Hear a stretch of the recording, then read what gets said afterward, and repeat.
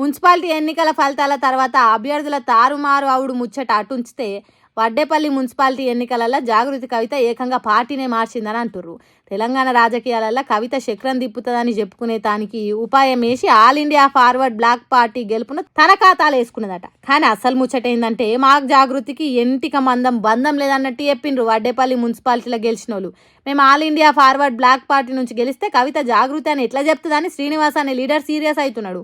మేము ఎన్నడూ జాగృతి కండువగా ఆపుకోలేదు, జాగృతి జెండా పట్టుకోలేదు, మరి అసొంటప్పుడు జాగృతి అని ఎట్లా చెప్తారు అన్నట్టు మాట్లాడిండ్రు. మంది పోరగాండ్లను మా పిల్లలే అన్నట్టు ఎత్తుకొని ముద్దించుకున్నాడు ఏంది అన్నట్టు గరమైండు. మళ్ళా చెప్తున్నాం, మాది జాగృతి కాదని కుండ బద్దలు కొట్టిండు. కవిత అనేటామె వడ్డేపల్లికి వచ్చింది లేదు, ఇక్కడ ఫలానోళ్ళ కోటయ్యిండ్రని చెప్పింది లేదు, కరపత్రాలు వంచింది లేదు, అట్లా అని మేము కూడా ఎన్నడూ కవిత పేరు చెప్పి ఓట్లు అడగలేదు అన్నట్టు ఖరాఖండిగా చెప్పిండు టీవీలల్లా. ఆయన కవితకు మున్సిపాలిటీ ఎన్నికలలో పోటీ చేసి గెలవాలని ఉంటే జాగృతి పేరుతోనే క్యాండిడేట్లను నిలబెట్టేది ఉండే.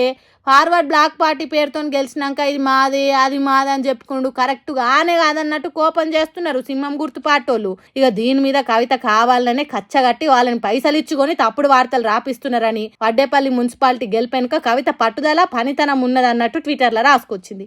ఏందో ఏమో పోన్రీ ఇచ్చంతరంగా ఉన్నాయి మున్సిపాలిటీ ఎన్నికలు.